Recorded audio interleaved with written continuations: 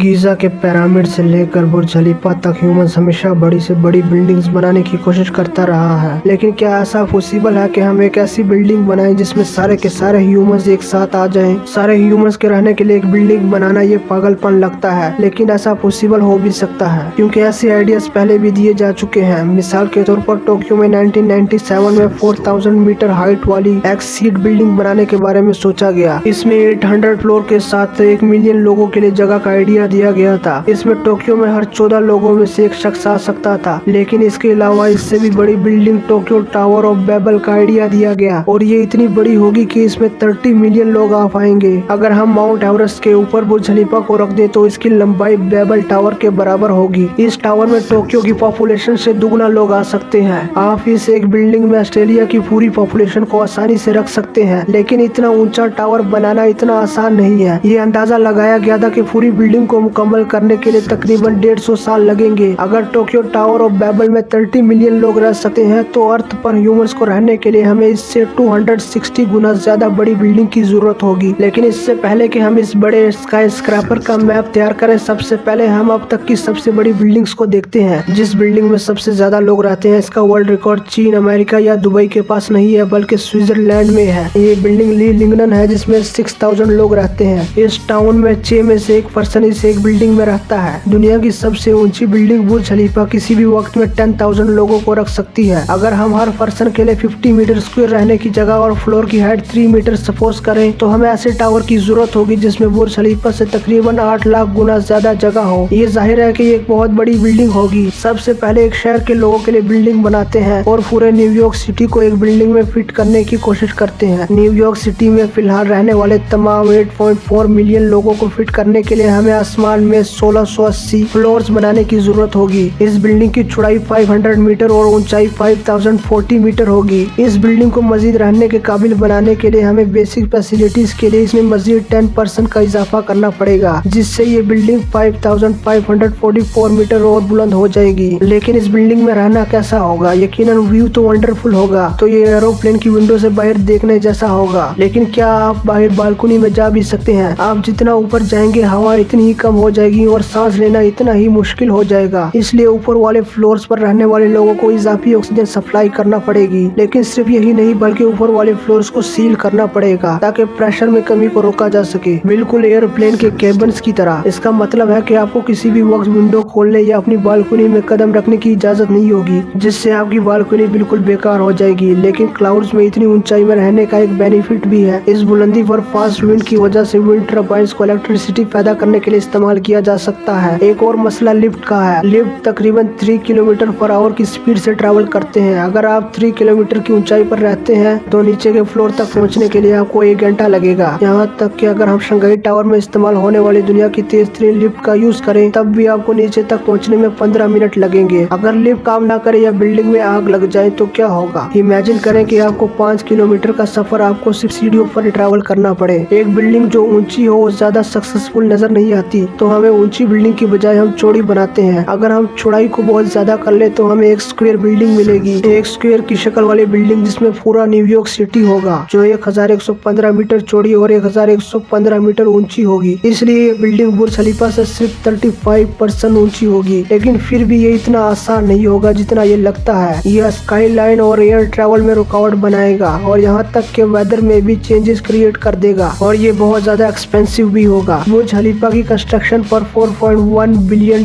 का खर्चा हुआ। अगर ये सपोज करें कि वॉल्यूम में तकरीबन 850 गुना ज्यादा होने की वजह से इसकी कीमत में भी 850 गुना इजाफा हो तो इस क्यूब बिल्डिंग की कीमत 3.5 ट्रिलियन से ज्यादा होगी, जबकि 1 ट्रिलियन 1000 बिलियन के बराबर होता है। ये हमने दुबई की प्राइसेस का यूज किया है। न्यूयॉर्क में किसी चीज को बनाने में काफी ज्यादा खर्चा आता है, यानी न्यूयॉर्क क्यूब की तामीर पर $5.4 ट्रिलियन का खर्चा आएगा। बुर्ज खलीफा की कंस्ट्रक्शन में 6 साल लगे। अगर हम दोबारा ये सपोज करें कि 850 गुना वॉल्यूम वाली चीज को बनाने में 850 गुना ज्यादा वक्त लगता है तो न्यूयॉर्क क्यूब को कंप्लीट करने में 5100 ईयर से ज्यादा लगेंगे। जाहिर है कि ये बहुत ज्यादा वक्त है और कौन जानता है इस वक्त तक दुनिया कैसी हो जाए। अगर मिस्रियों ने न्यूयॉर्क क्यूब की तामीर गीजा पिरामिड के टाइम से शुरू कर दी होती तब भी ये मजीद 500 ईयर्स कंप्लीट होने में लेती। इस बिल्डिंग का वॉल्यूम जमीन पर हमने जो कुछ भी बिल्ड किया है इससे ज्यादा होगा। ये बिल्डिंग इसके मुकाबले में कुछ नहीं जिसकी हमें दुनिया के तमाम लोगों को एक बिल्डिंग में रखने की जरूरत है। तो आगे बढ़ते हैं, एक ऐसी बिल्डिंग कैसी होगी जिसमें पूरी दुनिया रह सके। 7.9 बिलियन लोगों को एडजस्ट करने के लिए हमें 1.7 मिलियन फ्लोर्स के साथ एक स्काई टचिंग बिल्डिंग की जरूरत होगी। वर्ल्ड स्काई स्क्रैपर इतना बड़ा और ऊंचा होगा कि दरमियानी फ्लोर पर लोग अपनी खिड़कियों से इंटरनेशनल स्पेस स्टेशन को उड़ते हुए देख सकेंगे। लिफ्ट के जरिए ऊपर से नीचे तक का सफर इतना लंबा होगा कि ये सफर हवाई जहाज से 8 घंटे का बनेगा। और इसके लिए इतना कंस्ट्रक्शन मटेरियल कहां से आएगा? बुर्ज खलीफा के लिए 39,000 टन स्टील की जरूरत थी। वर्ल्ड स्काई स्क्रैपर का वॉल्यूम बुर्ज खलीफा से तकरीबन 8 लाख गुना ज्यादा है, इसलिए इस बिल्डिंग को 8 लाख गुना ज्यादा मटेरियल की जरूरत होगी। हमें तकरीबन 31 बिलियन टन स्टील की जरूरत होगी, लेकिन दुनिया सालाना सिर्फ 1.86 बिलियन टन स्टील प्रोड्यूस कर सकती है। साफ तौर पर इस बिल्डिंग के लिए रिसोर्सेज और टेक्नोलॉजी अवेलेबल नहीं है, लेकिन क्या स्काई को टच करने वाली ये बिल्डिंग कभी बन पाएगी? आपको क्या लगता है?